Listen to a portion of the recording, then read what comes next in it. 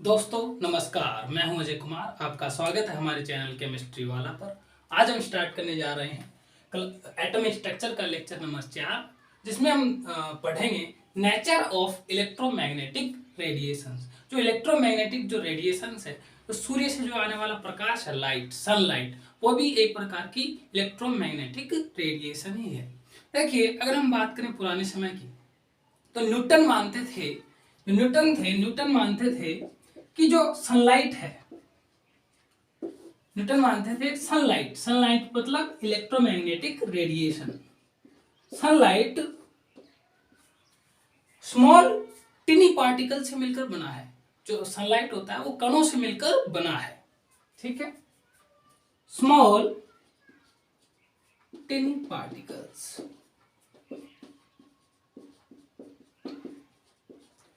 Newton के time की बात थी जब सनलाइट को कणों से मिलकर बना माना जाता था। स्मॉल स्मॉल पार्टिकल से मिलकर बना है।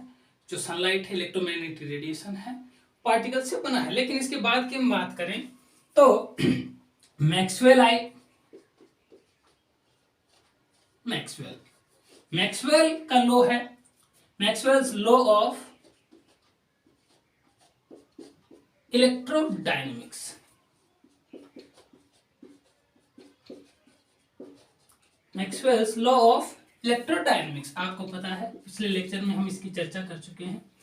मैक्सवेल्स लॉ ऑफ इलेक्ट्रोडायनेमिक्स क्या है कि जब कोई चार्ज पार्टिकल एक्सीलरेट होता है, त्वरित गति करता है, तो वो इलेक्ट्रोमैग्नेटिक वेव्स के रूप में अपनी ऊर्जा का उत्सर्जन करता है, इमिशन करता है, जिस कारण उसकी एनर्जी लगातार कम होती जाती है।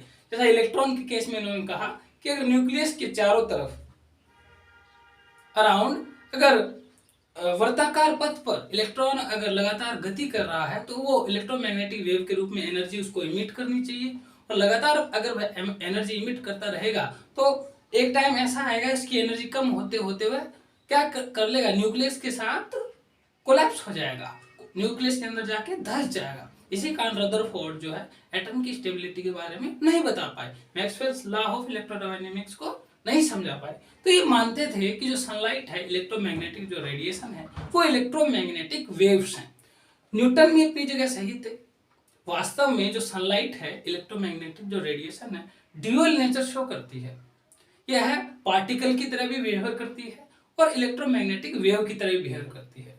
सनलाइट, लाइट की कुछ ऐसी फिनोमेनन्स है जिनको हम इसकी पार्टिकल नेचर द्वारा ही क्या एक्सप्लेन कर पाते हैं। कुछ ऐसी फिनोमेनन्स है जिनको हम इसकी इलेक्ट्रोमैग्नेटिक वेव नेचर द्वारा ही एक्सप्लेन कर पाते हैं। तो दोनों की ही बात सही है।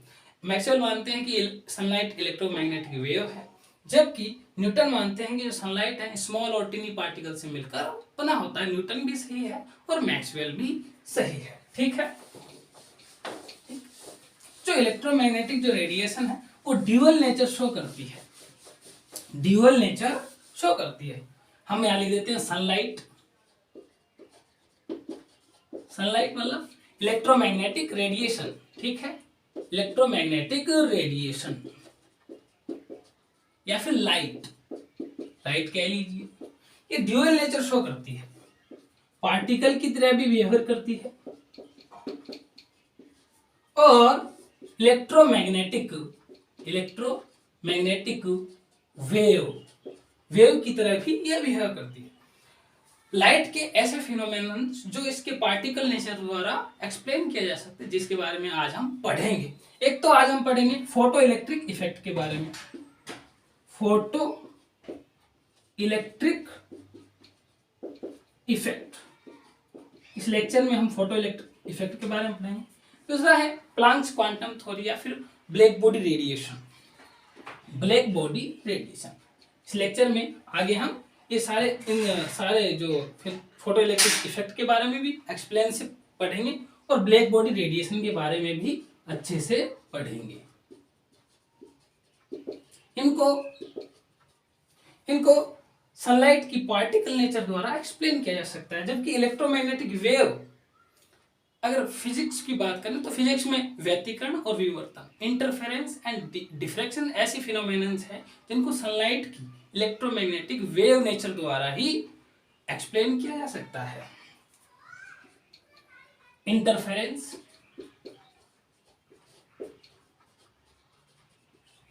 And diffraction. और भी बहुत सारे फिनोमेनन्स हैं जो वेव नेचर द्वारा एक्सप्लेन की जा सकती है। ये जो इंटरफेरेंस और डिफ्रैक्शन है आप पढ़ेंगे फिजिक्स में, फिजिक्स के अंदर। आज हम बात करेंगे फोटो इलेक्ट्रिक इफेक्ट और ब्लैक बॉडी रेडिएशन की। अब हम देखिए जो इलेक्ट्रोमैग्नेट की वेव है, तो इस प्रकार ये जो सनलाइट है दोगला व्यवहार करती है।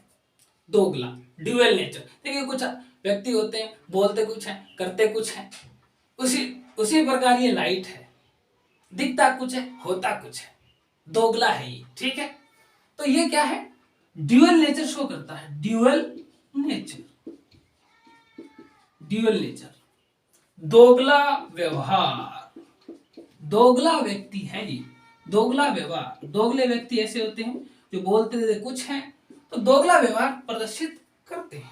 ठीक है, पार्टिकल और इलेक्ट्रोमैग्नेटिक वेव की तरह बिहेवियर ये करते हैं। ठीक है, सनलाइट जो आती है वो इलेक्ट्रोमैग्नेटिक रेडिएशन है, यह भी ड्यूअल नेचर शो करती है। पार्टिकल और वेव, इलेक्ट्रोमैग्नेटिक वेव दोनों की तरह व्यवहार करती है। अब हम जो इलेक्ट्रोमैग्नेटिक वेव है, विद्युत चुंबकीय तरंगे, उनकी कुछ प्रॉपर्टीज के बारे में जान लेते हैं। ठीक है, जो विद्युत चुंबकीय तरंगे हैं ना, उनकी प्रॉपर्टीज के बारे में जान लेते हैं। ये मिटा देता हूं मैं। ठीक है,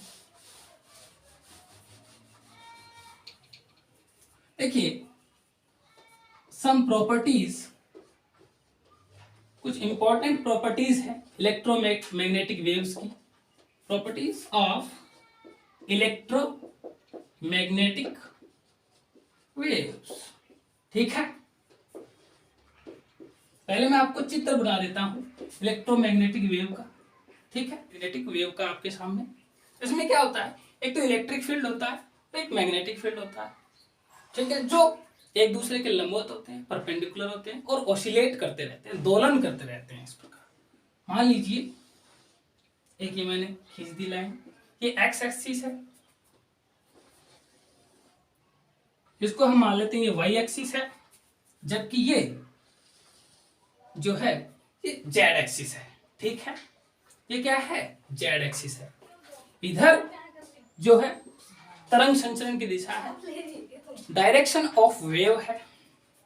ये क्या है, direction of wave, of wave. इस एक्स एक्सिस की, ये वाई एक्सिस मान लीजिए, ये एक्स एक्सिस मान लीजिए और जेड एक्सिस मान लीजिए। इस एक्स एक्सिस के अलोंग जो है इलेक्ट्रिक फील्ड ऑसिलेट कर रहा है इस प्रकार से। ठीक है, इस प्रकार से इलेक्ट्रिक फील्ड ऑसिलेट कर रहा है। ठीक है, इधर क्या है, इलेक्ट्रिक जो मैग्नेटिक वेव है, जो रेडिएशन है, वो इधर मूव कर रही है। ठीक है, इलेक्ट्रिक फील्ड एक्स एक्सिस के अलोंग क्या कर रहा है, ऑसिलेट कर रहा है। ये क्या है, इलेक्ट्रिक फील्ड जो एक्स एक्सिस के अलोंग ऑसिलेट कर रहा है, दोलन कर रहा है। ठीक है, इस दिशा में है इलेक्ट्रिक फील्ड। ये एक्स एक्सिस है, ये जेड एक्सिस है, ये क्या है इधर वाला, ये वाई एक्सिस है। और मैग्नेटिक जो फील्ड होता है ना, मैग्नेटिक फील्ड जेड एक्सिस के अलोंग, देखिए इलेक्ट्रिक फील्ड तो इस प्रकार से ऑसिलेट कर रहा है, जबकि मैग्नेटिक फील्ड इस प्रकार से, आप देखिए थोड़ा समझने की कोशिश करिए, इस प्रकार से ऑसिलेट कर रहा है। ठीक है, मैग्नेटिक फील्ड इस प्रकार से ऑसिलेट कर रहा है, इस प्रकार से। ठीक है, इस प्रकार से ये जो मैग्नेटिक फील्ड है, मैं थोड़ा अलग बना देता हूं। ठीक, ये मैग्नेटिक फील्ड है। क्या है, ये क्या है, मैग्नेटिक फील्ड, मैग्नेटिक फील्ड, इसको हम मान लेते हैं बी वेक्टर, जो जेड एक्सिस के अलोंग है, इस प्रकार इस प्लेन के अंदर मौजूद है। देखिए इसमें इलेक्ट्रिक फील्ड है, मैग्नेटिक फील्ड है, और डायरेक्शन ऑफ जो वेव है एक दूसरे के क्या है, लंबवत, परपेंडिकुलर, एक दूसरे के क्या है, परपेंडिकुलर है। इलेक्ट्रिक फील्ड और मैग्नेटिक फील्ड इसमें क्या करते रहते हैं, ऑसिलेट करते रहते हैं एक दूसरे के परपेंडिकुलर। और जो वेव की डायरेक्शन है वो भी परपेंडिकुलर है, तीनों एक दूसरे के परपेंडिकुलर है। किस प्रकार, मैं आपको बना के दिखाता हूं। इस प्रकार से देखिए, इस प्रकार से, इस प्रकार से है, इस प्रकार से है ये चीज, इस प्रकार देखिए, इस प्रकार इधर की तरफ वेव क्या कर रही है, मूव कर रही है, ये डायरेक्शन ऑफ वेव है। ये जो है ये जेड एक्सिस है, मार्कर जो है ब्लैक मार्कर, ये जेड एक्सिस है, इसके अलोंग इस प्रकार से मैग्नेटिक फील्ड ऑसिलेट कर रहा है। जबकि इस वाली जो पेंसिल है, ये ऊपर वाली ढक्कन वाली, ठीक है, ये इधर की तरफ इलेक्ट्रिक फील्ड है, इस एक्सिस पर इस प्रकार से इलेक्ट्रिक फील्ड मौजूद है। आप समझे, तीनों एक दूसरे के परपेंडिकुलर है, ठीक है, इस प्रकार की वेव है। अब इनकी कुछ इंपॉर्टेंट प्रॉपर्टीज है। जो ये इलेक्ट्रोमैग्नेटिक वेव होती हैं, जो ये इलेक्ट्रोमैग्नेटिक है ना, इनमें इलेक्ट्रिक फील्ड होता है, मैग्नेटिक फील्ड होता है, जो कि ऑसिलेट करते हैं और डायरेक्शन ऑफ वेव के परपेंडिकुलर होते हैं। पहली बात तो ये। दूसरी बात, ये इलेक्ट्रोमैग्नेटिक वेव्स अपने साथ एनर्जी और मोमेंटम को कैरी करती हैं, जिसे जिस भी वस्तु या पार्टिकल से जब ये टकराती हैं तो उसे ट्रांसफर कर देती है। तीसरी बात है कि जो इलेक्ट्रोमैग्नेटिक जो वेव है, ये जो इलेक्ट्रोमैग्नेटिक वेव है, ये वैक्यूम जैसे स्पेस, सनलाइट जो स्पेस से होते हुए हमारे तक आता है, तो बिना मीडियम के भी ये क्या कर सकती हैं, गति कर सकती हैं। और विभिन्न डिफरेंट डिफरेंट वेवलेंथ, देखिए जो ये एक ऑसिलेशन होता है ना इलेक्ट्रिक फील्ड या मैग्नेटिक फील्ड का, ये देखिए एक ऊंचान और एक ढलान, इसके बीच का जो डिस्टेंस है यहां से लेकर यहां तक का, ठीक है, इसे बोलते हैं लेम्बडा। इसे क्या बोलते हैं, ये है वेवलेंथ। एक ऑसिलेशन का जो डिस्टेंस है इसे बोलते हैं वेवलेंथ, ठीक है, इसे बोलते हैं वेवलेंथ, ठीक है, लेम्बडा, ठीक है। डिफरेंट डिफरेंट फ्रीक्वेंसी और डिफरेंट डिफरेंट वेवलेंथ की जो इलेक्ट्रोमैग्नेटिक वेव्स है ना, उनका वैक्यूम में जो स्पीड होता है वो सेम होता है, ठीक है, सेम होता है। और इनका जो स्पीड होता है वो स्पीड ऑफ लाइट, जैसे सी से मैं डिनोट करूं 3 × 10⁸ मीटर पर सेकेंड, ठीक है, ये फिक्स होता है, ये स्पीड ऑफ लाइट है, स्पीड ऑफ लाइट। तो आप चित्र बना लीजिए, मैं मिटा देता हूं इसे, ठीक है, ठीक है। इसके इंपॉर्टेंट पॉइंट्स है जो नोट डाउन अब हम कर लेते हैं, नोट डाउन कर लेते हैं। इलेक्ट्रोमैग्नेटिक वेव्स, जो सनलाइट है वो इलेक्ट्रोमैग्नेटिक रेडिएशन ही है, जो पार्टिकल और वेव दोनों की तरह क्या बिहेव कर रही है। इसमें इलेक्ट्रिक फील्ड और मैग्नेटिक फील्ड ऑसिलेट करते रहते हैं। इलेक्ट्रिक फील्ड और मैग्नेटिक फील्ड दोनों एक दूसरे के लंबवत हैं और डायरेक्शन ऑफ वेव, तरंग संचरण की दिशा के भी लंबवत हैं। इलेक्ट्रोमैग्नेटिक वेव की जो इंपॉर्टेंट पॉइंट है, सबसे पहले इसमें इलेक्ट्रिक फील्ड तथा magnetic field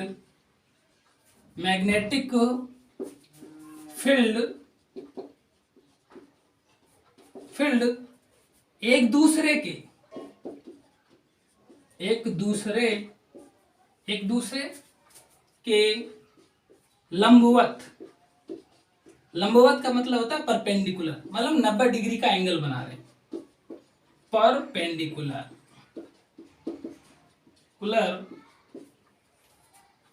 perpendicular oscillate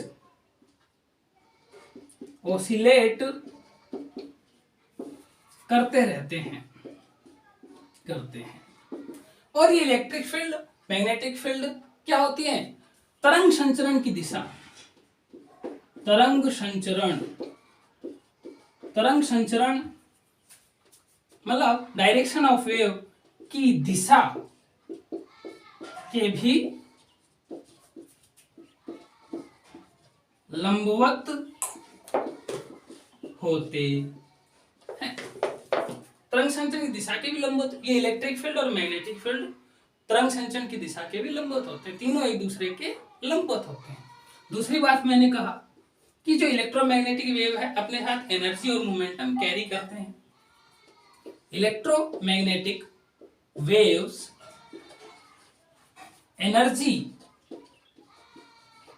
energy तथा मोमेंटम मोमेंटम कैरी करते हैं, कैरी करते हैं तथा जिस भी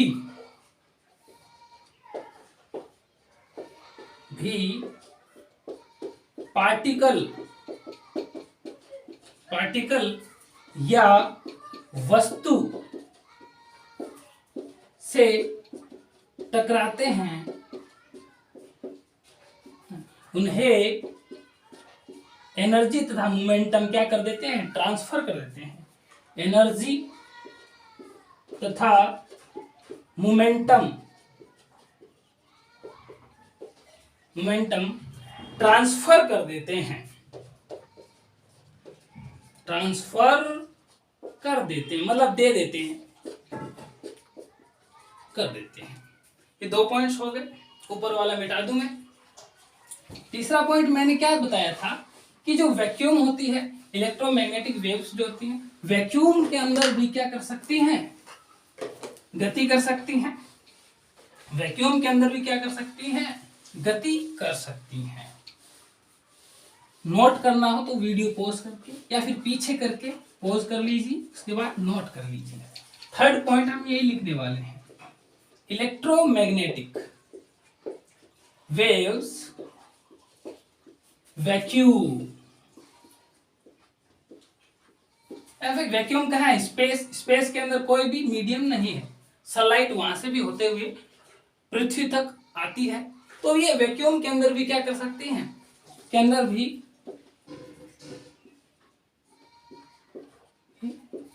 गमन कर सकती हैं, गमन कर सकती हैं तथा इन इलेक्ट्रोमैग्नेटिक वेव्स की स्पीड कितनी होती है, स्पीड ऑफ लाइट, सनलाइट मतलब स्पीड ऑफ लाइट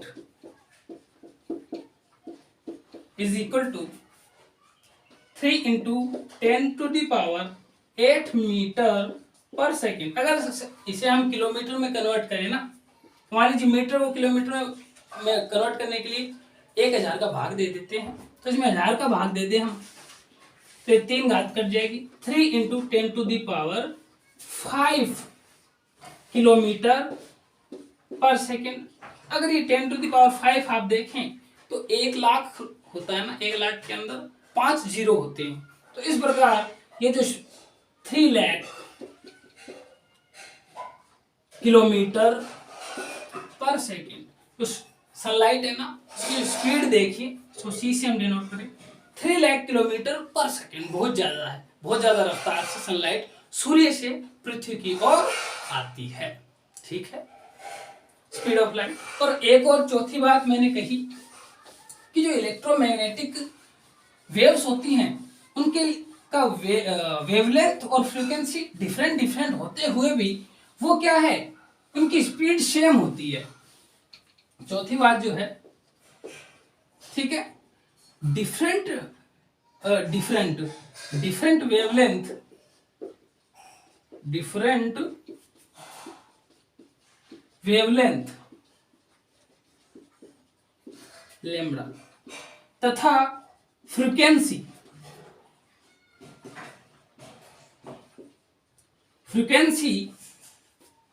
वाली इलेक्ट्रोमैग्नेटिक वेव्स की स्पीड होती है ना, सेम होती है, स्पीड सेम होती है, सेम होती है, जो कि स्पीड ऑफ लाइट होती है। अभी मैंने लिखा है c = 3 × 10⁸ मीटर पर सेकेंड। ठीक है, ये बात है कि डिफरेंट वेवलेंथ की बात करें, फ्रीक्वेंसी अलग अलग है, अलग अलग इलेक्ट्रोमैग्नेटिक वेव्स की फ्रीक्वेंसी अलग है, वेवलेंथ अलग है, लेकिन उनकी स्पीड सेम होती है, वो होती है speed of light 3 × 10⁸ metre per second. ठीक है, अब इसका जो फॉर्मूला आता है वो आता है c = λ/ν,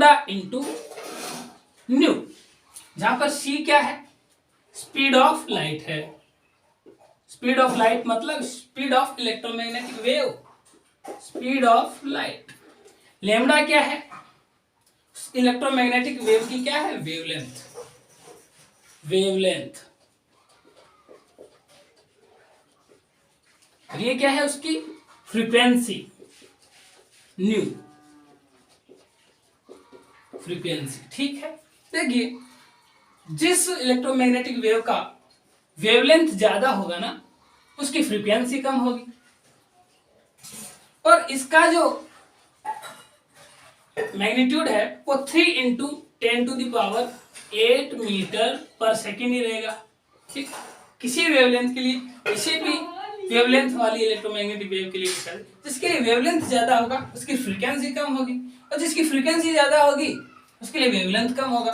दोनों का जो मल्टीप्लाई होगा ना, वो 3 इंटू 10⁸ मीटर पर सेकेंड ही आएगा।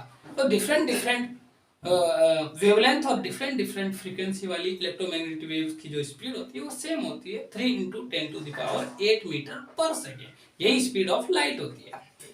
ठीक है, ये जो फॉर्मूला है C is equal to lambda into nu, wavelength into frequency. ये आप याद करके लिख लीजिए, नोट कर लीजिए इसे मैं मिटा देता हूं। ये 4 पॉइंट जो थे इंपॉर्टेंट थे इलेक्ट्रोमैग्नेटिक वेव्स के लिए। ठीक, यहां से एक फॉर्मूला आ गया। क्या फॉर्मूला आया? C is equal to lambda into nu. C का एक कांस्टेंट रहता है, इस प्रकार ये फॉर्मूला नोट कर लीजिए। एक और चीज होती है वेव नंबर। वेव नंबर, ये जो फॉर्मूला है इस पर आगे हम जब न्यूमेरिकल्स करेंगे इसी लेक्चर के अंदर। वेव नंबर को डिनोट किया जाता है इस प्रकार से, ये होता है 1/λ। ठीक है, इस प्रकार ये फॉर्मूला भी क्या कर लीजिए आप, नोट कर लीजिए। इस पे भी क्वेश्चन है और मैं करवाऊंगा। ठीक है, ये है क्या चीज वेव नंबर, ये भी मैं बताऊंगा।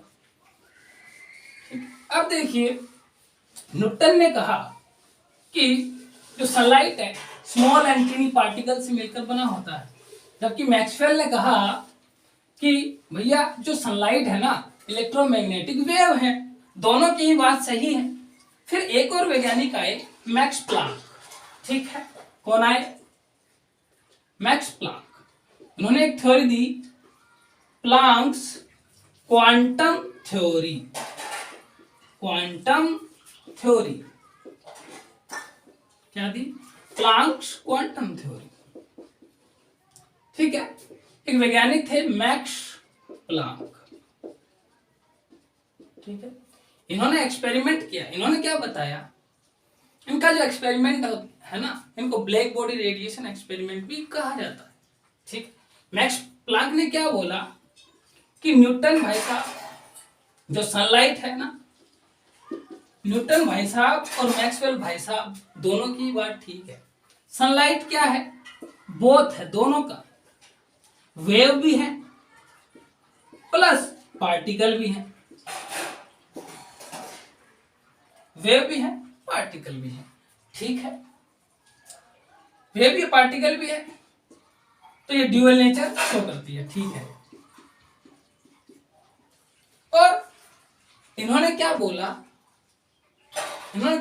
कि ये जो सनलाइट है ये छोटे छोटे एनर्जी पैकेट से मिलकर बनी होती है, जिन्हें हम फोटोन या क्वांटा कह देते हैं। ये क्या है? एक एनर्जी पैकेट है जिसे फोटोन या क्वांटा कह देते हैं। ये क्या है? फोटोन या फिर क्वांटा। इसमें फिक्स एनर्जी में क्या है? फिक्स अमाउंट में एनर्जी है। ये क्या है? एक एनर्जी का पैकेट है, एनर्जी पैकेट। एनर्जी पैकेट है जिसे हमने फोटोन या क्वांटा कह दिया गया। इसे क्वांटाइजेशन ऑफ एनर्जी, इससे क्या निकल के आता है? Quantization of energy. ठीक है, quantization of energy, quantization of energy. ठीक है, इन्होंने क्या कहा कि न्यूटन की भी बात ठीक है और मैक्सवेल की भी बात ठीक है। मैक्स प्लैंक ने क्या बोला कि ये जो सनलाइट होती है एनर्जी बंडल से बना होता है। ये जो बंडल है इसकी एनर्जी फिक्स होती है, फिक्स अमाउंट में इसमें एनर्जी। वो अलग बात है कि yellow light, red light, blue light, green light, इनके फोटॉन्स जो होते हैं क्वांटा, इनकी एनर्जी डिफरेंट होती है, वो अलग बात है, लेकिन फिक्स अमाउंट में होगा। अगर येलो लाइट है तो उसके सभी फोटॉन्स में फिक्स अमाउंट में एनर्जी होगी, सेम होगी। इसी प्रकार ग्रीन लाइट है, ग्रीन लाइट के जो सभी फोटॉन्स है ना, सभी फोटॉन्स के अंदर जो एनर्जी होगा ना वो सेम होगा और फिक्स अमाउंट में होगा। इसे बोलते हैं क्वांटाइजेशन ऑफ एनर्जी, ठीक है। और इस मान लीजिए ये जो सनलाइट है, ये जो लाइट है इलेक्ट्रोमैग्नेटिक वेव है, इलेक्ट्रोमैग्नेटिक, इसकी फ्रीक्वेंसी न्यू है, तो इस पैकेट की जो एनर्जी होगी ना वो होगी E is equal to H nu, जहां E तो क्या है, एनर्जी ऑफ फोटोन, फोटोन का एनर्जी, जबकि H क्या है, प्लांक्स कांस्टेंट,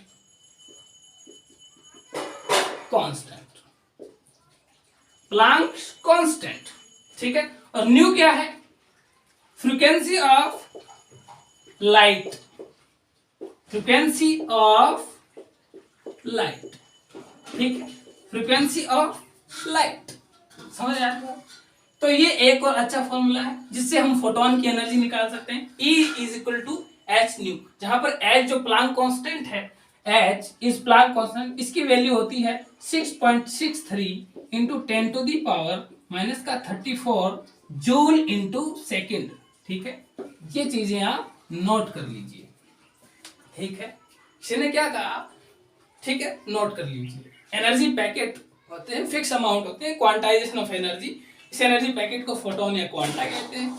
इसकी energy E is equal to H nu, H जहां पर प्लांक कांस्टेंट है जिसका वैल्यू फिक्स है, इतना होता है। और फ्रीक्वेंसी अलग अलग लाइट्स के लिए अलग अलग होती है, येलो लाइट की फ्रीक्वेंसी अलग है, रेड लाइट की अलग है, ग्रीन लाइट है तो उसकी अलग है, रेड लाइट है तो उसकी अलग फ्रीक्वेंसी है, अल्ट्रावायलेट है उसकी फ्रीक्वेंसी अलग है। यहाँ पर एक और अच्छी सी बात मैं बताना चाहता हूँ आपको स्पेक्ट्रम के बारे में। देखिए जो सनलाइट आती है उसमें एक तो विजिबल पार्ट होता है, विबग्योर, आपको पता होगा, ठीक, विबग्योर, एक सनलाइट आती है उसमें एक पार्ट होता है विबग्योर जो कि विजिबल पार्ट है हमारे लिए, क्या है, विजिबल पार्ट है। जो सनलाइट आती है ना, सनलाइट मतलब इलेक्ट्रोमैग्नेटिक रेडिएशन, इलेक्ट्रोमैग्नेटिक वेव और पार्टिकल दोनों ही इसी की तो बात चल रही है। देखिए विबग्योर, ये तो विजिबल लाइट होती है, ठीक है। वोयलेट, वोयलेट से इधर की वाली जो होती है उसे हम बोलते हैं अल्ट्रा वोयलेट, और रेड के उधर वाली को बोलते हैं हम इंफ्रारेड, देखिए ये विबग्योर है, ठीक है। तो ये क्या है, बढ़ते हुए वेवलेंथ के हिसाब से क्या है, इनको अरेंज किया गया है। इलेक्ट्रोमैग्नेटिक वेव्स को, इलेक्ट्रोमैग्नेटिक रेडिएशंस को उनके बढ़ते हुए वेवलेंथ तरंगदैर्घ्य के क्रम में व्यवस्थित करने पर जो बैंड प्राप्त होता है ना उसे स्पेक्ट्रम बोलते हैं, ठीक है। स्पेक्ट्रम पर पूरा का पूरा एक लेक्चर है, उसमें पूरी बात हम स्पेक्ट्रम के बारे में जानेंगे, या फिर अलग अलग वेवलेंथ या फिर इलेक्ट्रोमैग्नेटिक वेव्स को उनकी बढ़ती हुई फ्रीक्वेंसी के क्रम में व्यवस्थित करने पर जो बैंड या स्पेक्ट्रम बैंड प्राप्त होता है उसे स्पेक्ट्रम कहा जाता है। ये क्या है, स्पेक्ट्रम, इसमें इनका वेवलेंथ सबसे कम, इनसे ज्यादा इसका, इससे ज्यादा वेवलेंथ इसका, रेड का सबसे ज्यादा वेवलेंथ, इंफ्रारेड का रेड से भी ज्यादा वेवलेंथ, ठीक है। लिख लीजिए स्पेक्ट्रम, स्पेक्ट्रम बोलते हैं जब इलेक्ट्रोमैग्नेटिक वेव्स को उनके बढ़ते हुए तरंगदैर्घ्य वेवलेंथ के क्रम में व्यवस्थित किया जाए या फिर फ्रीक्वेंसी के सीक्वेंस में अगर हम व्यवस्थित करें तो हमें जो बैंड मिलता है उसे हम स्पेक्ट्रम कहते हैं, ठीक। चलिए आते हैं प्लांक्स क्वांटम थ्योरी पर। इन्होंने क्या किया, देखिए नॉर्मली कोई बॉडी है, कोई पिंड है मान लीजिए, उस पर जब सनलाइट या फिर इलेक्ट्रोमैग्नेटिक रेडिएशन को इंसिडेंट करवाया जाता है उस पर इंसिडेंट, ये नॉर्मल कोई बॉडी है, ठीक है। इस पर जब हम इलेक्ट्रोमैग्नेटिक रेडिएशन इस प्रकार से इंसिडेंट करवाएंगे, इलेक्ट्रोमैग्नेटिक रेडिएशन, ये क्या है, इलेक्ट्रोमैग्नेटिक रेडिएशन, तो कुछ पार्ट को तो ये अब्सॉर्ब कर लेगा और ये क्या लेके आती हैं, आपको पता है, energy and momentum electromagnetic in radiations में क्या है, एनर्जी और मोमेंटम। तो कुछ पार्ट को तो ये क्या कर लेता है, अपने अंदर एब्जॉर्ब कर लेता है, कुछ तो अवशोषित, कुछ एनर्जी और मोमेंटम मतलब इलेक्ट्रोमैग्नेटिक रेडिएशन को ये एब्जॉर्ब कर लेगा, कुछ इससे एब्जॉर्ब नहीं हो पाएगी तो ये रिफ्लेक्ट कर देगा, रिफ्लेक्ट कर देगा, ठीक है, ठीक है, कुछ को ट्रांसमिट कर देगा, ठीक है, इससे होते हुए पार निकल जाएगी, ट्रांसमिट हो जाएगी। नॉर्मल बॉडी अगर हो तो ये ऐसा होता है, जो इलेक्ट्रोमैग्नेटिक रेडिएशन जिसमें एनर्जी और मोमेंटम इसने अब्जॉर्ब की है, समय समय पर यह उनको इमिट करता रहता है, रेडिएट करता रहता है, ठीक है।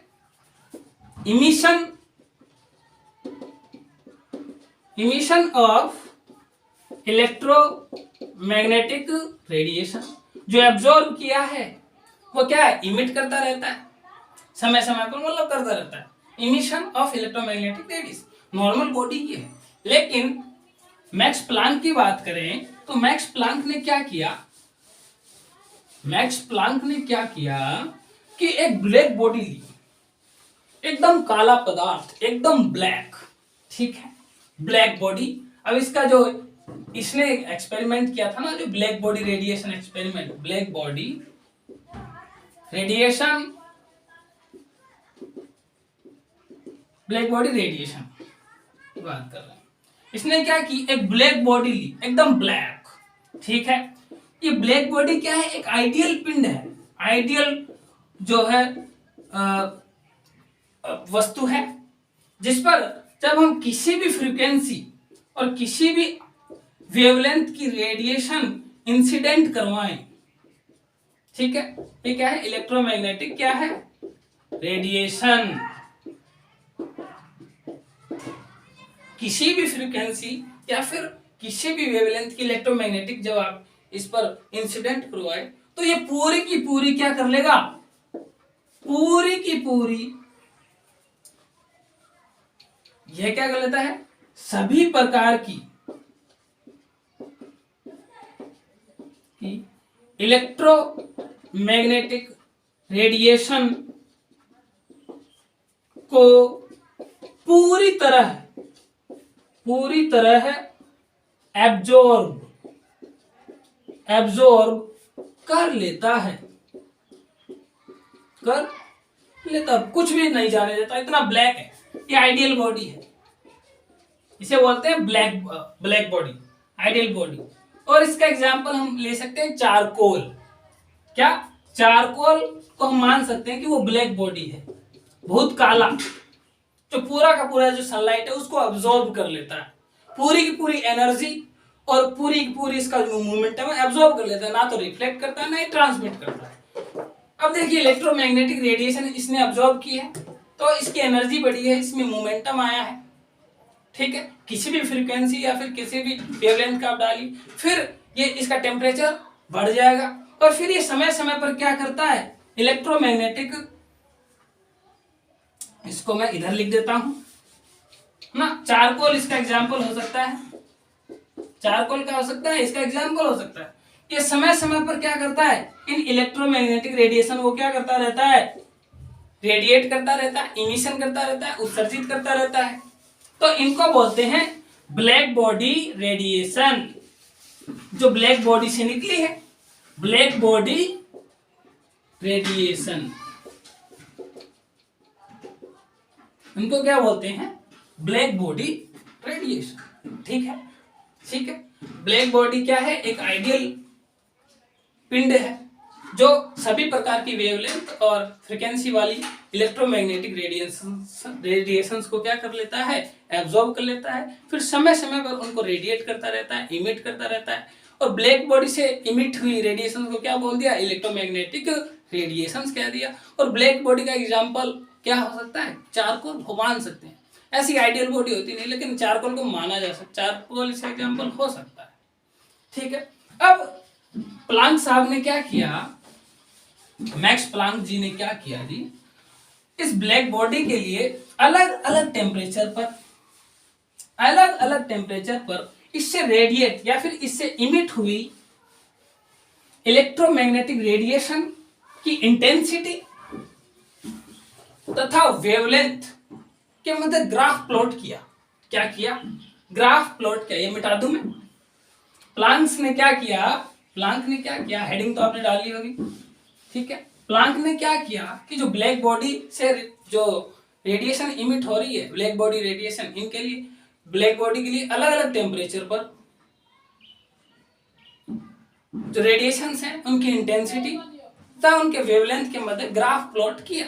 ठीक है, इस प्रकार से ग्राफ प्लॉट किया।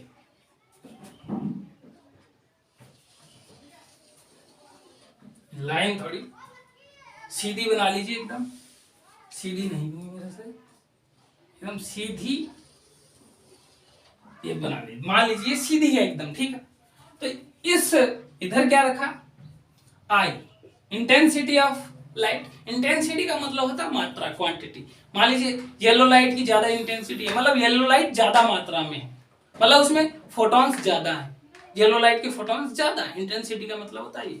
इंटेंसिटी कम है, मतलब येलो लाइट की इंटेंसिटी मान लीजिए कम है, तो मतलब येलो लाइट कम मात्रा में, उसके फोटॉन्स कम है। ऐसे मान लीजिए रेड लाइट है, वो ज्यादा इंटेंसिटी में है, उसकी ज्यादा इंटेंसिटी है, मतलब वो ज्यादा मात्रा में है। Other electromagnetic waves, blue, green, yellow, इनके कंपैरिजन में अगर रेड लाइट है, इसकी इंटेंसिटी ज्यादा, मतलब रेड लाइट ज्यादा मात्रा में है, तो उसमें उसके फोटॉन्स का नंबर ज्यादा है।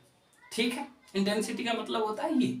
ठीक है, ये होती है, इधर इंटेंसिटी ले ली, इधर ले लिया वेवलेंथ नैनोमीटर के अंदर।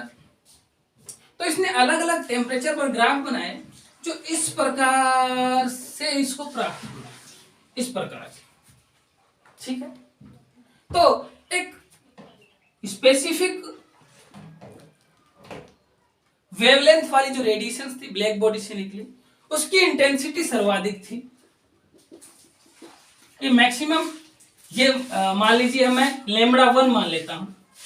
λ1 वेवलेंथ वाली जो रेडिएशन है, इसकी इंटेंसिटी मान लीजिए, टेम्परेचर जो लिया हमने 3500 केल्विन लिया। इस टेम्परेचर पर λ1 वाली जो λ1 वेवलेंथ की जो रेडिएशन थी, इसकी इंटेंसिटी हमें मैक्सिमम प्राप्त हुई। इसे मैं I1 कह देता हूं। अब टेम्परेचर चेंज कर दिया, 4000 केल्विन लेते हैं। इस केस में भी उसे ऐसा का ऐसा ही ग्राफ मिला, बस फर्क इतना रहा, किस प्रकार। अब की बार देखिए, इस पॉइंट पर आप देखिए, इस वेवलेंथ वाली, इसको मैं λ2 कह देता हूं। λ2 वेवलेंथ वाली जो इलेक्ट्रोमैग्नेटिक रेडिएशन थी, वो ज्यादा इंटेंसिटी में मिली, मतलब ज्यादा मात्रा में वो प्राप्त हुई, ज्यादा मात्रा में इसके फोटोन प्राप्त हुए। इसको मैं I2 कह देता हूं। मान लीजिए यहाँ इस केस में हमने टेम्परेचर 4000 केल्विन लिया। इसी प्रकार के ग्राफ उसको सामने आए। वेवलेंथ वाली जो रेडिएशंस थी वो ज्यादा मात्रा में, मतलब उसकी ज्यादा इंटेंसिटी प्राप्त हुई। इस प्रकार का ग्राफ सामने आया। ठीक है, तो इस ग्राफ के ऑब्जर्वेशन से उन्होंने क्या कहा, मैक्स प्लांक ने क्या कहा कि भाई साहब, जो एटम्स होते हैं और जो मॉलिक्यूल्स होते हैं, उनमें क्या होते हैं? इलेक्ट्रॉन्स होते हैं। एनर्जी गेन कौन करता है? इलेक्ट्रॉन। लूज कौन करता है? इलेक्ट्रॉन। एक्साइट होते हैं, डी एक्साइट होते हैं, इलेक्ट्रॉन्स ही होते हैं। ठीक, परमाणु और अणु जो होते हैं, वो एनर्जी गेन या लूज जो करते हैं, वो कंटिन्यूअस नहीं करते। कंटिन्यूअस नहीं करके डिसकंटिन्यूअस या डिस्क्रीट रूप से एनर्जी को गेन और लूज करते हैं। क्या बोला? बहुत ही अच्छी बात बोली मैक्स प्लांक ने। इसका ऑब्जर्वेशन देख के क्या बोला? बहुत ही अच्छी बात बोली मैक्स प्लांक ने। क्या बोला कि जो एटम्स तथा मॉलिक्यूल्स होते हैं ना, एटम्स और जो मॉलिक्यूल्स होते हैं, वो एनर्जी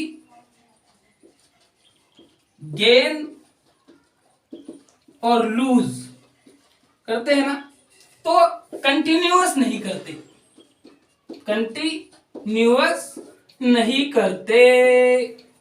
कंटिन्यूअस नहीं करके वो एनर्जी गेन और लूज करते हैं डिसकंटिन्यूअस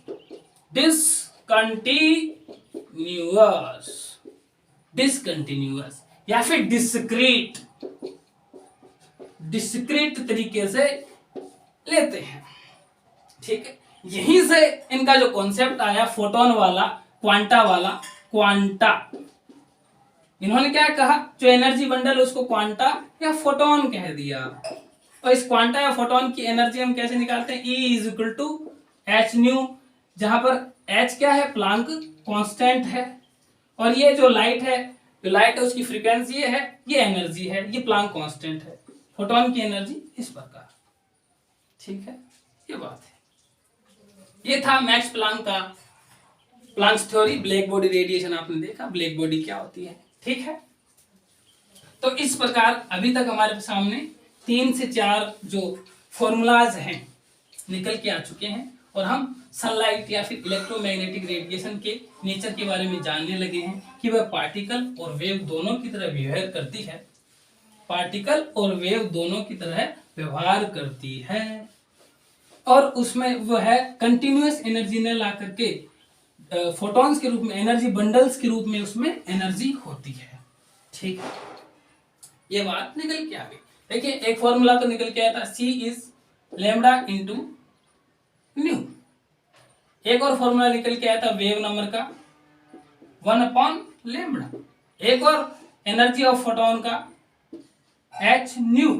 देखो न्यू को हम इस प्रकार भी सूत्र लिख सकते हैं, न्यू को हम इस प्रकार भी तो लिख सकते हैं इस फॉर्मूले से, लैम्बडा इंटू न्यू से, कि न्यू इज इक्वल टू C/लैम्बडा, है कि नहीं है, ऐसे लिखा जा सकता। तो यहां पर मैं फ्रीक्वेंसी की जगह ये लिख दूं E इज इक्वल टू HC/लैम्बडा।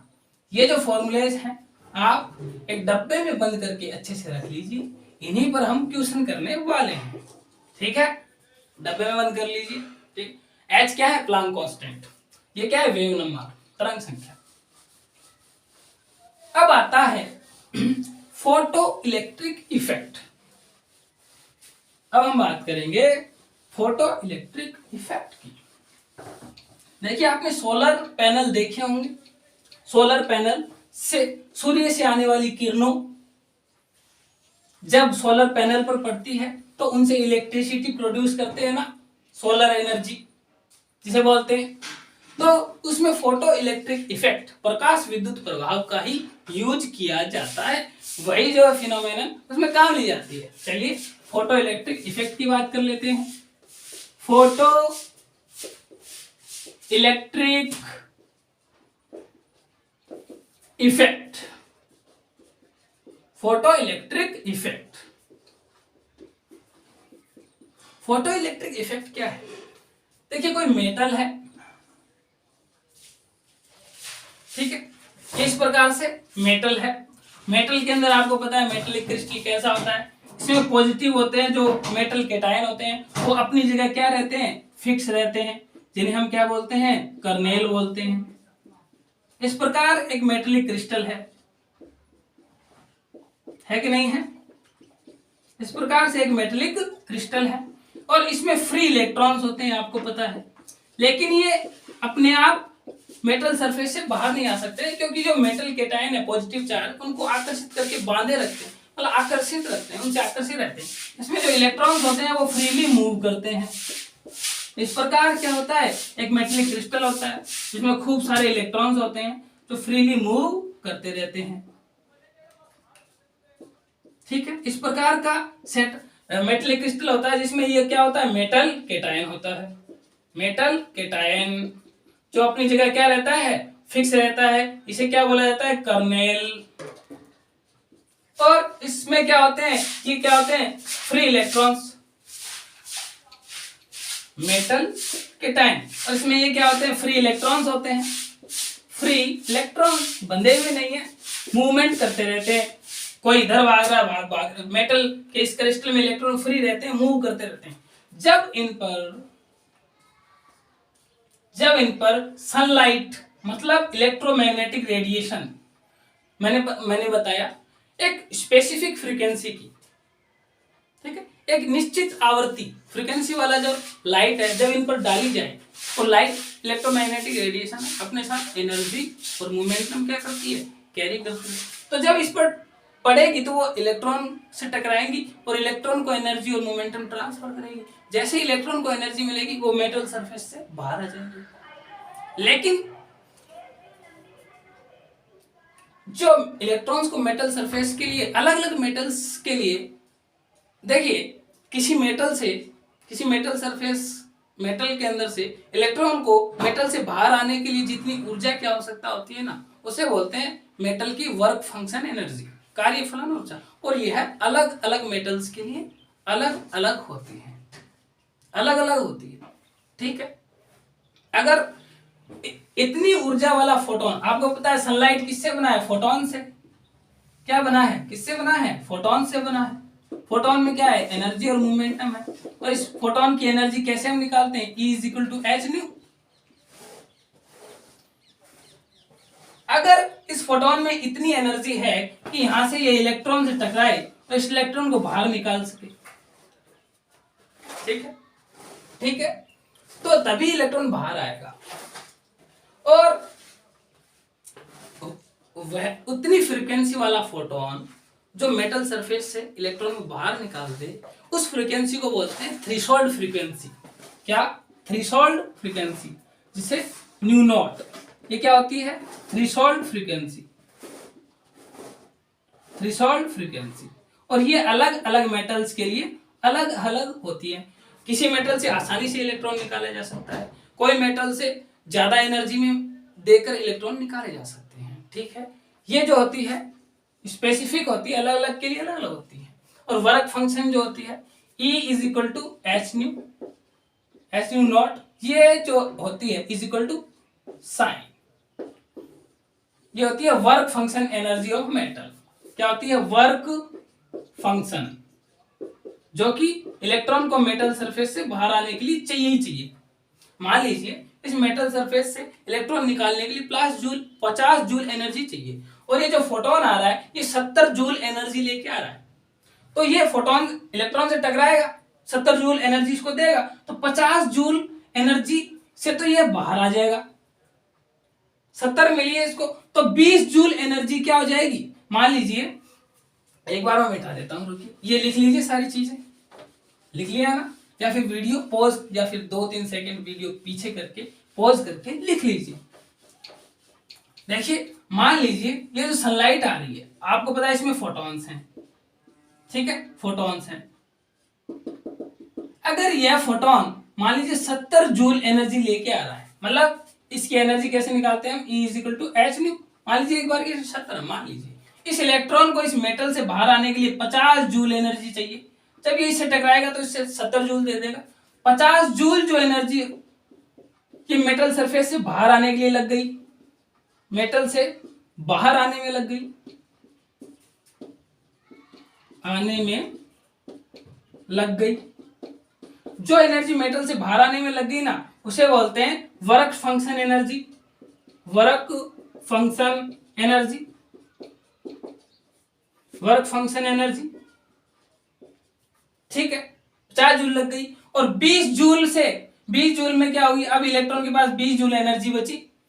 ये 20 जूल क्या होगी? इसकी काइनेटिक एनर्जी होगी, काइनेटिक एनर्जी, गतिज ऊर्जा। अब ये 20 जूल एनर्जी है तो भागेगा ये काइनेटिक एनर्जी। ठीक है, ठीक है, 50 जूल इसकी वर्क फंक्शन है। अगर इस पर 50 जूल वाला फोटोन पड़े तो इलेक्ट्रॉन सिर्फ बाहर आ पाएगा, वो भाग नहीं पाएगा, क्योंकि उसके पास कोई गतिज ऊर्जा बचेगी नहीं। जो 50 जूल इसे मिली उससे वह सिर्फ मेटल सरफेस से बाहर आ सका। समझ रहे मेरी बात? ठीक है, इस प्रकार एक समीकरण आता है, इस प्रकार एक समीकरण आता है E = मतलब फोटोन की एनर्जी मान लीजिए h² है। फोटोन जो आएगा, सनलाइट जो गिराएंगे मेटल सरफेस पर, h² है। और मेटल ये है, इसकी थ्रेशोल्ड फ्रीक्वेंसी जो है ν0 है। तो उसकी वर्क फंक्शन एनर्जी, मतलब इलेक्ट्रॉन को उस मेटल से बाहर आने के लिए जो जितनी एनर्जी की आवश्यकता है वो = h²0 है। इतनी एनर्जी मान लीजिए 100 जूल है और ये 50 जूल है। 50 जूल में तो वह बाहर आ जाएगा, और 50 जूल उसके पास बची। 50 जूल से उसकी काइनेटिक एनर्जी होगी, वो भागेगा। तो काइनेटिक एनर्जी का फॉर्मूला इस प्रकार आता है, इलेक्ट्रॉन की काइनेटिक एनर्जी = h², जो फोटोन एनर्जी लेके आया है, ठीक है। और ये जो एच न्यू नॉट है मतलब वर्क फंक्शन एनर्जी, ये बाहर निकलने में लग गई, तो बाकी बची जो उसकी काइनेटिक एनर्जी होगी। ठीक है, समझ में? काइनेटिक एनर्जी को हम इस प्रकार लिख सकते हैं 1/2 m इलेक्ट्रॉन आ रहा है, mass of electron v square is equal to h nu negative h nu nought. ये जो फॉर्मूला है आप नोट कर लीजिए। ठीक है, ठीक है। तो एक स्पेसिफिक फ्रीक्वेंसी वाली जब लाइट जब मेटल सरफेस पर इंसिडेंट करवाई जाए, डाली जाए, तो वहां से इलेक्ट्रॉन का उत्सर्जन होने लगता है, और जो लाइट डाली जा रही है उसकी जो फ्रीक्वेंसी होनी चाहिए मेटल की थ्रेशोल्ड फ्रीक्वेंसी से ज्यादा होनी चाहिए। अगर मेटल की थ्रेशोल्ड फ्रीक्वेंसी से सनलाइट की फ्रीक्वेंसी कम है तो इस केस में फोटो इलेक्ट्रिक इफेक्ट हमें देखने को नहीं मिलता। ठीक है, और जैसे ही इलेक्ट्रॉन को एनर्जी मिलती है फोटॉन्स के द्वारा, वह हाथों हाथ मेटल सरफेस से बाहर आ जाता है। ऐसा नहीं है कि वो 5 मिनट वेट करेगा, भाई दूसरा इलेक्ट्रॉन मेरा दोस्त है इसको भी एनर्जी मिलेगी हम दोनों साथ आ जाएंगे, ऐसा नहीं। जैसे ही फोटोन ने उसको एनर्जी दी, हाथों हाथ कोई टाइम नहीं लगता, वो मेटल सरफेस से बाहर आ जाता है। अगर उससे वर्क फंक्शन एनर्जी से ज्यादा एनर्जी मिली है वो वेट नहीं करेगा, टाइम नहीं लगेगा। और एक तो ये बात होगी। दूसरी बात, कोई टाइम नहीं लगता, ये बात मैंने आपको बताई थी, आप नोट कर लीजिए। तीसरी बात है, जब आप लाइट है जैसे येलो लाइट डाल रहे हैं, किसी मेटल है इस पर येलो लाइट डाल रहे हैं, येलो लाइट डालने पर इससे इलेक्ट्रॉन इमिट हो रहे, मतलब येलो लाइट के फोटोन में इतनी एनर्जी है कि वो इस मेटल से, कोई XYZ मेटल कोई भी हो सकती है, मेटल से इलेक्ट्रॉन निकाल सकता है। निकालने के बाद जो उसमें कुछ गतिज ऊर्जा बच सकती है, मतलब जैसे 70 जूल का फोटोन है और 50 जूल निकलने में लग गई तो 20 जूल इसके पास काइनेटिक एनर्जी बची। अगर हमने येलो लाइट की मात्रा बढ़ा दी, इंटेंसिटी बढ़ा दी, तो अब क्या हो गया? मान लीजिए पहले येलो लाइट की इंटेंसिटी कम थी, मान लीजिए 3 फोटोन आ रहे थे एनर्जी लेकर। ठीक है, मान लीजिए इसमें 70 जूल एनर्जी है तीनों में, और यहां से जो इलेक्ट्रॉन है, मैंने मेटल पूरा नहीं बनाया, ठीक है, अभी आपको समझाया था पॉजिटिव चार्ज इलेक्ट्रॉन। अब ये तीनों फोटो एक इससे टकराए, एक इससे टकराए, एक इससे टकराए, 50 जूल मान लीजिए इसकी वर्क फंक्शन एनर्जी है, तो 50 जूल इन तीनों इलेक्ट्रॉन्स को बाहर आने में लग गई, तीनों इलेक्ट्रॉन बाहर आ गए। ठीक है, तीनों इलेक्ट्रॉन बाहर आ गए, 50 जूल लगी, 70 जूल मिली थी, तो इनकी काइनेटिक एनर्जी तीनों की क्या होगी? 20 जूल नहीं होगी क्या? होगी ना। अब अगर हमने ये जो येलो लाइट है, मान लीजिए येलो लाइट था, इसकी इंटेंसिटी बढ़ा दी, इंटेंसिटी का मतलब मात्रा, क्वांटिटी, नंबर ऑफ फोटोन।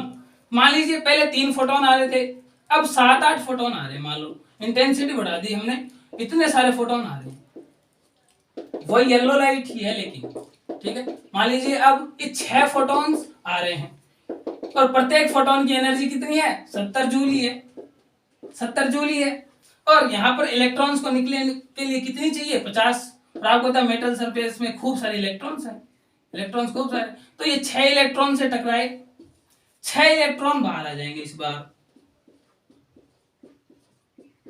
ठीक है, 1 2 3 6 फोटोन, मतलब मैं बता रहा हूं, ऐसा नहीं 6 फोटोन ही, मतलब इंटेंसिटी बढ़ाएंगे ना तो फोटोनों का नंबर बढ़ता है, फोटॉन्स का नंबर बढ़ता है, तो ज्यादा इलेक्ट्रॉन इमिट होते हैं।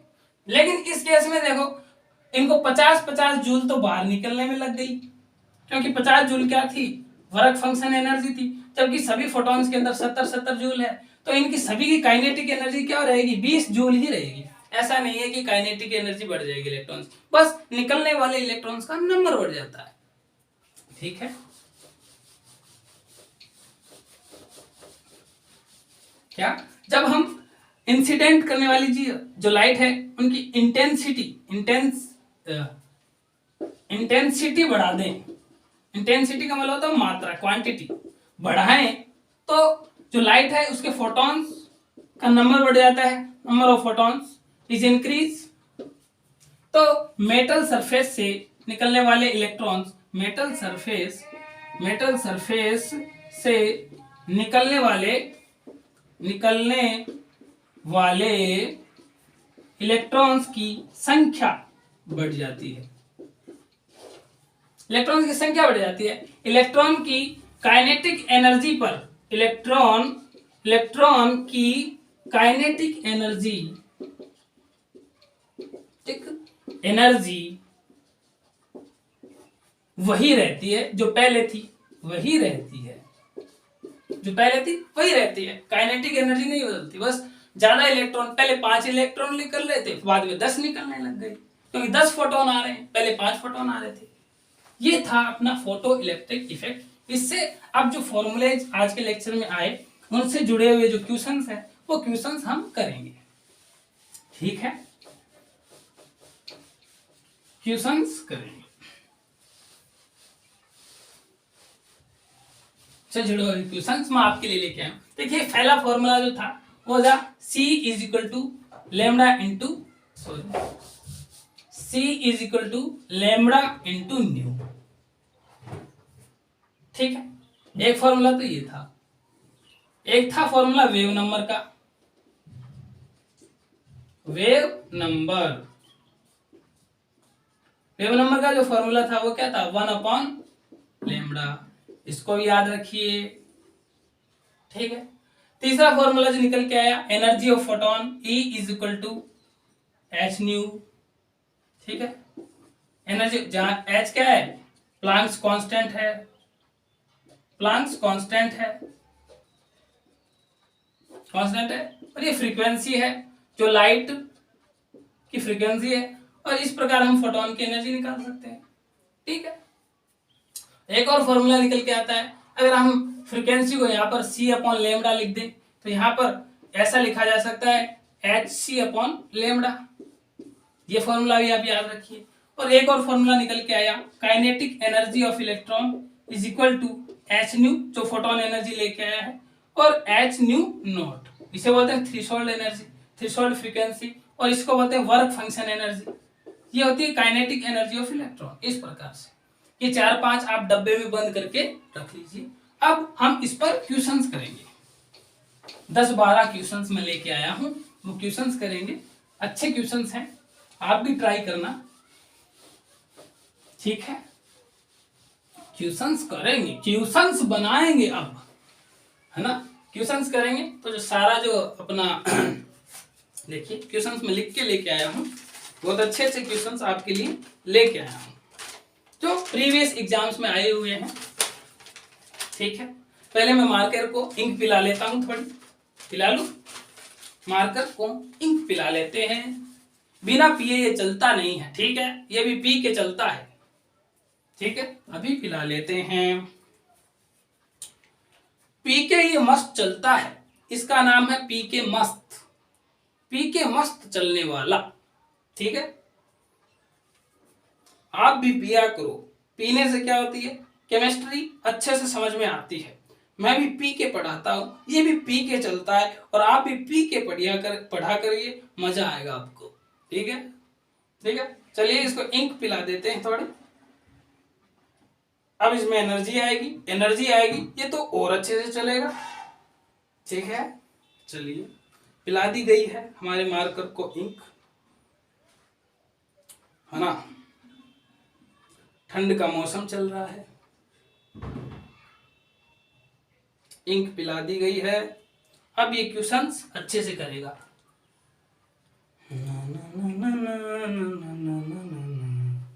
ये रख देता हूं मैं यहां। चलिए अपनी क्वेश्चन वाली लिख के लेके आया हूं आपके लिए क्वेश्चंस। पहला क्वेश्चन है क्वेश्चन नंबर 1,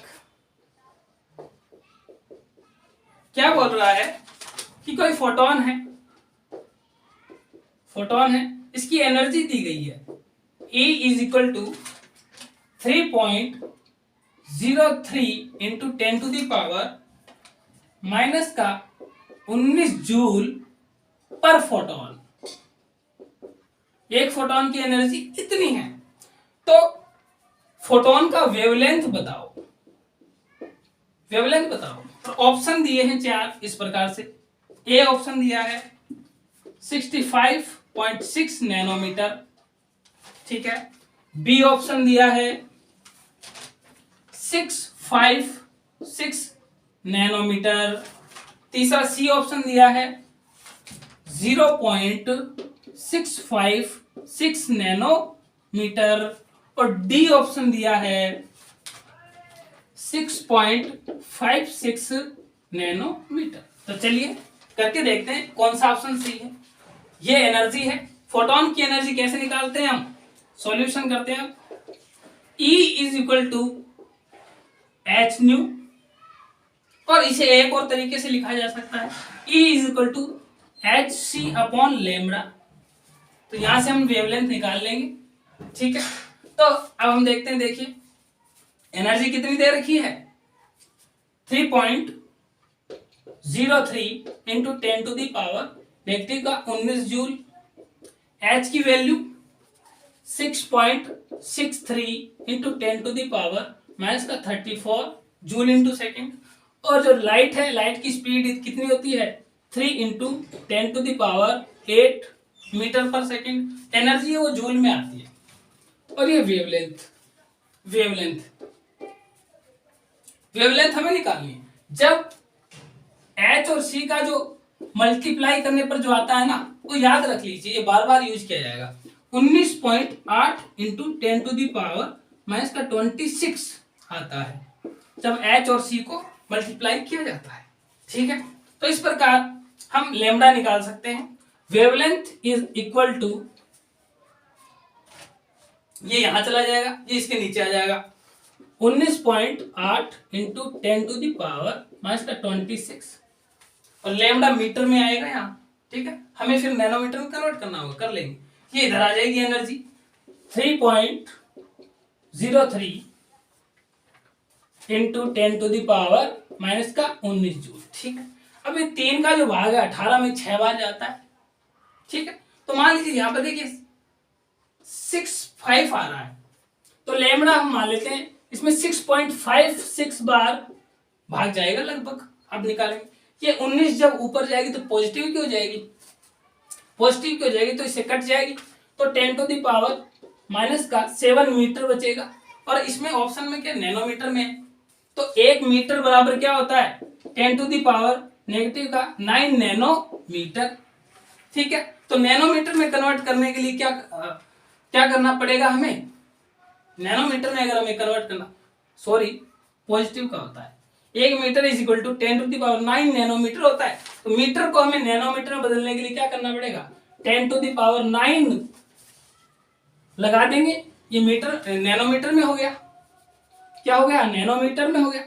अब देखिए 7 कट जाएगी नेगेटिव की, तो इस प्रकार जो निकल के आता है हमारे पास, तो हमारे पास जो आंसर निकल के आया है, lambda is equal to 6.56 into 10 to the power, दिख रहा है क्या, इधर दिख तो रहा है ना, रुकिए 1 मिनट, ठीक है। ये नैनोमीटर हो गया, नैनोमीटर।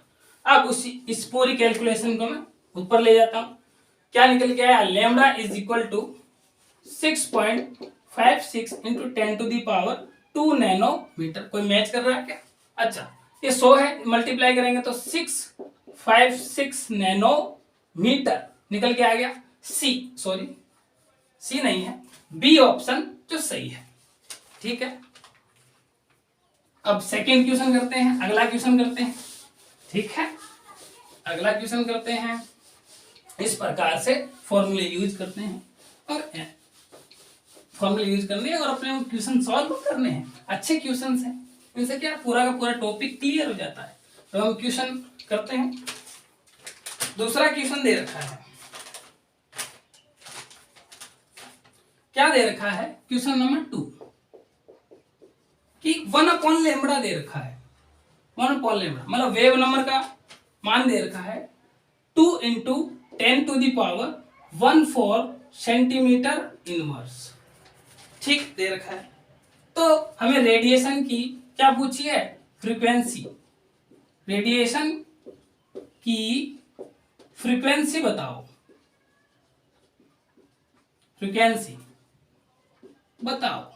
चलो बता देंगे, हमें क्या दिक्कत है, हमें बता देंगे। इसमें ऑप्शन दे रखे हैं, A 6 into 10 to the power negative का 14 पर सेकेंड, ठीक है। फ्रीक्वेंसी होती है वो हर्ट्ज में होती है, पर सेकेंड में होती है। बी। दूसरी दे रखी है 6 इंटू 10⁻24 पर सेकेंड। सी दे रखा है 6.6 इंटू 10⁻³ पर सेकेंड। और डी दे रखा है ऑप्शन 6.6 इंटू 10⁻³ पर सेकेंड। चलिए निकाल के देखते हैं। 1/λ दे रखा है, ठीक है। तो फ्रीक्वेंसी पूछ रहा है। देखिए ये फॉर्मूला यूज आएगा इसमें। सॉल्यूशन की बात करें तो C is equal to lambda into nu. Speed of light हमें पता है 3 इंटू 10⁸ मीटर पर सेकेंड होती है। वेवलेंथ दे रखा है, फ्रीक्वेंसी निकालनी है, निकाल लेंगे आराम से। तो frequency is equal to C/λ, ठीक है। देखिए ये मीटर में है और ये सेंटीमीटर में है। सेंटीमीटर में, इसको मीटर में बदल लेंगे। इसका मतलब है ये क्या है, सेंटीमीटर इनवर्स का मतलब क्या है, नीचे सेंटीमीटर है, ठीक है। इस प्रकार है, पर सेंटीमीटर है, ठीक है। और 1 सेंटीमीटर बराबर मीटर कितना आता है, 10⁻⁻² मीटर होता है। तो यहां पर मैं सेंटीमीटर को मीटर में बदलने के लिए क्या कर देता हूं, 10⁻⁻² मीटर कर देता हूं। ये ऊपर जाएगी, ये ऊपर जाएगी। तो ये जो 1/λ है ना, ये कितना आ जाएगा, 2 इंटू 10⁻16 पर मीटर, ठीक है। ये आ गया, ठीक है। तो C का वैल्यू लिख देते हैं 3 इंटू 10⁸8 आ गया मीटर पर सेकेंड, ठीक है। और वेवलेंथ की बात करें 1/λ का जो मान होता है वो 2 इंटू 10⁻, क्या आ रहा है, 2 इंटू, सॉरी देखिए C/λ। इसको मैं ऐसे लिख सकता हूं, देखिए रुकिए 1 मिनट। इसको मैं ऐसे लिख सकता हूं ना, C इज इक्वल टू 1/λ। और 1/λ की वैल्यू हमें दे रखी है ये वाली, और C का वैल्यू हमारे पास है ही। तो 3 इंटू 10⁸ इंटू 1/λ क्या है, 2 इंटू 10⁻6, 2 इंटू 10⁻16, ठीक है। तो ये आ जाएगा 6 इंटू 10⁻24 पर सेकेंड। ये है क्या ऑप्शन में कोई, ये नेगेटिव का चल रहा है, ये रहा। इसमें बी जो ऑप्शन है वो एकदम सही है। 1/λ की वैल्यू दी हुई थी, लैम्बडा की नहीं थी, 1/λ की। चलिए मिटा देते हैं, अगला क्वेश्चन करते हैं। अगला क्वेश्चन करते हैं।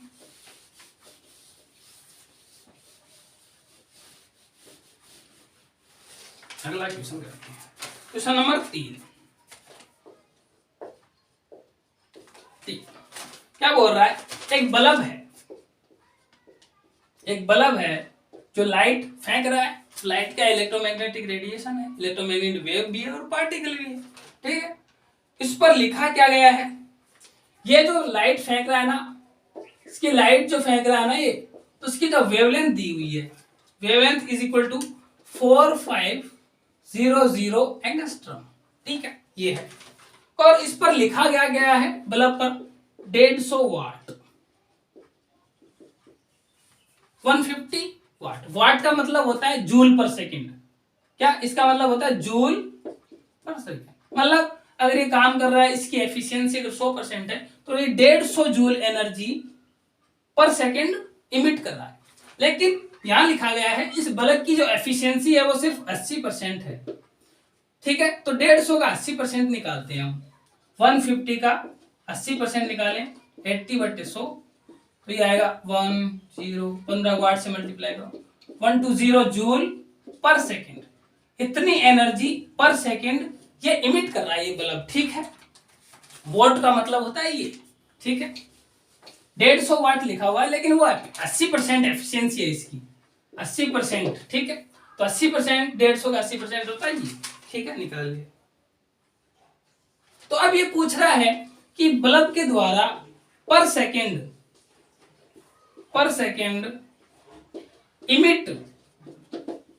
इमिट होने वाले फोटॉन्स फोटॉन्स का नंबर बताओ। और ऑप्शन दे रखे हैं A is equal 27.2 into 10 to the power minus का 19, सॉरी प्लस का 19, ठीक है।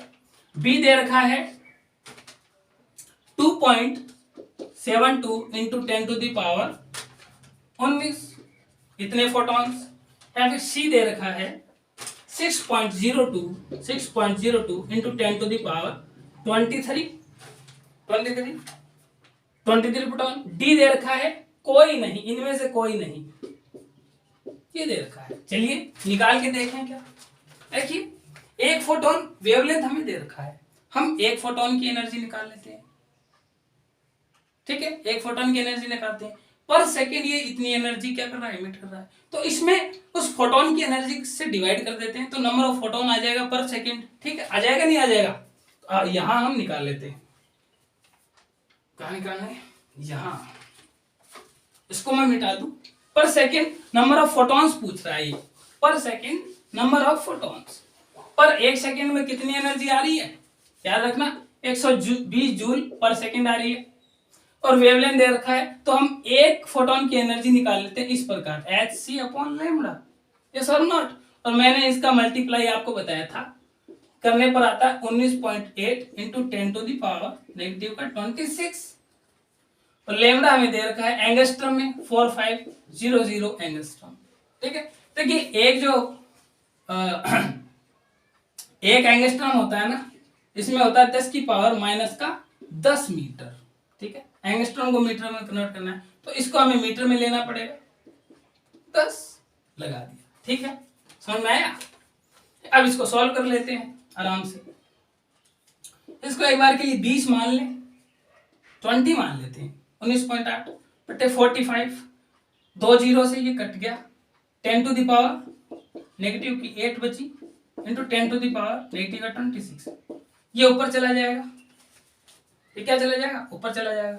तो ये क्या आ जाएगा, इसमें 5 का भाग दे देते हैं, 4/9 into 10 to the power negative का 18। इतनी जूल एनर्जी एक फोटोन की है, एक फोटोन की इतनी एनर्जी है। और पर सेकेंड वो कितनी एनर्जी फेंक रहा है, 120 जूल। तो number of photons per second is equal to 120। इतनी एनर्जी फेंक रहा है, जबकि एक फोटोन की एनर्जी इतनी है, बट्टे 4/9 into 10 to the power negative का 18, ठीक है। अब ये 9 बट्टे के बट्टे में ऊपर चला जाएगा, 4 का भाग इसमें 30 बार जाएगा, ठीक है, 30 बार जाएगा।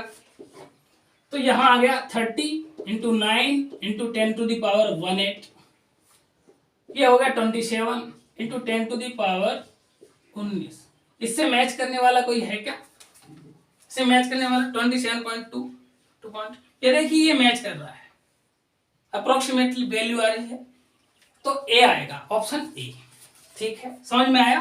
देखिए पर सेकेंड कितनी एनर्जी बल्ब फेंक रहा है, एक फोटोन की कितनी एनर्जी वो निकाल लेते हैं, फिर एक फोटोन की एनर्जी का टोटल एनर्जी में हम भाग दे देते हैं, तो नंबर ऑफ फोटोन आते हैं। मतलब वो 27.2 into 10 to the power 19 photon per second emit कर रहा है। समझ में आई बात। अब चौथा क्वेश्चन है, क्वेश्चन नंबर 4। जो चौथा क्वेश्चन है वो है कि मेटल है, कोई मेटल है भाई, इसके लिए क्या थ्रेशोल्ड फ्रीक्वेंसी बताई थी मैंने, कि ऐसा फोटोन जिसकी फ्रीक्वेंसी इतनी हो कि वो उस मेटल से क्या इलेक्ट्रॉन को बाहर निकाल सके, सरफेस से बाहर निकाल, वो थ्रेशोल्ड फ्रीक्वेंसी होती है। उससे रिलेटेड जो वेवलेंथ होती है वो थ्रेशोल्ड वेवलेंथ मान लेते हैं। लैम्डा नॉट से इसको डिनोट किया गया है, थ्रेशोल्ड लैम्डा नॉट दिया गया है 330 नैनोमीटर दिया गया है।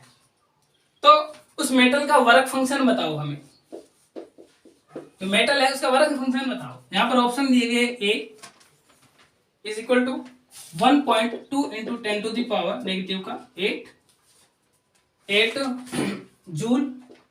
बी दे रखा है 1.2 गुणा 10 की पावर माइनस का 20 जूल। सी दे रखा है 6 into 10 to the power negative का 19 जूल। और डी दे रखा है 6 into 10 to the power 12 joule. तो आपको पता है एनर्जी, वेव फंक्शन एनर्जी क्या निकाले, ये क्या होती है, is equal to H nu nought. ठीक है, और न्यू नॉट कैसे निकाला जा सकता है, C is equal to lambda into nu naught lambda naught. तो लेमडा नॉट की बात करें तो सी अपॉन सॉरी फ्रीक्वेंसी कैसे निकाली जा सकती है, nu nought C upon lambda nought, है कि नहीं है। तो इसकी जगह मैं ये रख दूं और लेमडा का मान हमें पता ही है, तो ये मैं लिख सकता हूं यहाँ पर h की वैल्यू कितनी है, h C upon lambda nought. h की वैल्यू और c का जो मल्टीप्लाई आता है वो आता है 19.8 into 10 to the power negative 26। ठीक है, लेमडा नॉट दे रखा है हमें नैनोमीटर में दे रखा है 330 into 10 to the power negative का 9 मीटर। देखिए 1 नैनोमीटर की बात करें ना, 1 nanometre is equal to 10 to the power negative का 9 मीटर होता है। ठीक है, ये कन्वर्ट करना होता है। तो इसको 3.3 बना लेता हूं मैं, 19.8 को क्या बना लेता हूं 3.3। इसका लगभग 6 बार भाग जाएगा इसमें, और 3.3 बनाया तो ये 10 टू द पावर 11 हो गई, और ये ऊपर वाली 10 टू द पावर क्या होगी 26 है ही, 6 इंटू ऊपर जाएगी 11 और 10 टू द पावर कितनी हो जाएगी पॉजिटिव 15 हो जाएगी, हो जाएगी नहीं हो जाएगी, और 15 हो जाएगी। कहीं ना कहीं हमने गड़बड़ की है नैनोमीटर किलोमीटर में ऐसे,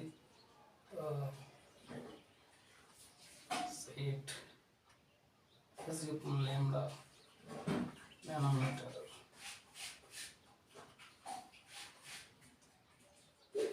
सॉरी देखिए, अगर इसको 3.3 बनाएंगे तो 10 टू द पावर माइनस 9 की जगह क्या आ जाएगा 10 टू द पावर माइनस का 7 आ जाएगा। सॉरी मुझसे मिस्टेक होगी थोड़ा। ठीक है, तो 6 ये 7 प्लस में हो जाएगी, तो 10 टू द पावर नेगेटिव का 19 जूल हो जाएगा। 6 into 10 to the power minus का 19 जूल एनर्जी होगा। वर्क फंक्शन जो एनर्जी होगा मेटल का ये होगा, जो कि ऑप्शन सी है, ये हो जाएगा। ठीक है, छोटी मोटी मिस्टेक हो जाती है, आप बता दें। ठीक है, अगला क्वेश्चन हम करते हैं।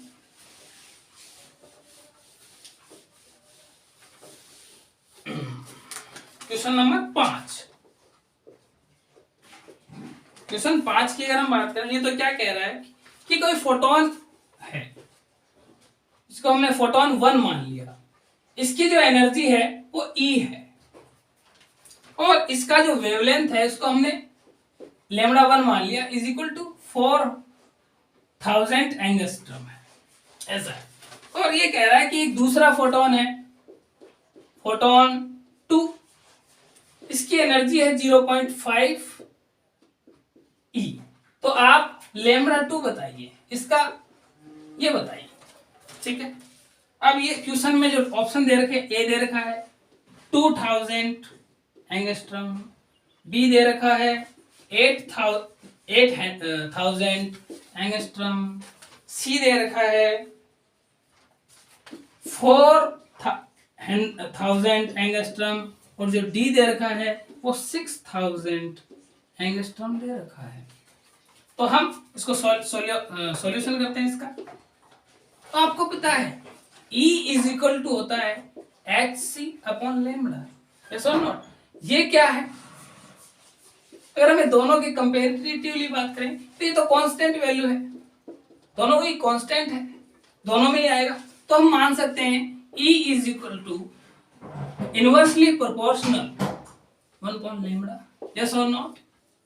तो अगर हम फोटोन 1 और फोटोन 2 में अगर हम कंपेयर अगर हम करें तो इस प्रकार लिख सकते हैं E1 is equal to 1 upon lambda 1, और अगर हम यहां लिख दें E2 आपको पता है 0.5 ई है, यहाँ पर हम लेमडा 2 ले सकते हैं। E1 कितना है E2 कितना है, ये लेमडा 1 दे ही रखा है, तो लेमडा 2 हम निकाल सकते हैं।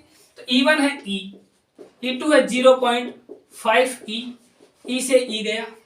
लेमडा 2 का पता नहीं है, लेमडा 1 है 4000 एंगस्ट्रम, तो लेमडा 2 देखिए हाफ, ये हाफ है, एक है ऊपर, एक में हाफ का भाग जाएगा तो 2 हो जाएगा और ये इधर चला जाएगा, तो 2 into 4000 एंगस्ट्रम इज लेमडा 2। तो लेमडा 2 क्या आ जाएगा, इतना 8000 एंगस्ट्रम। तो बी है, ऑप्शन बी सही हो जाएगा। ठीक है, चलिए अगला क्वेश्चन करते हैं। अगला क्वेश्चन करते हैं।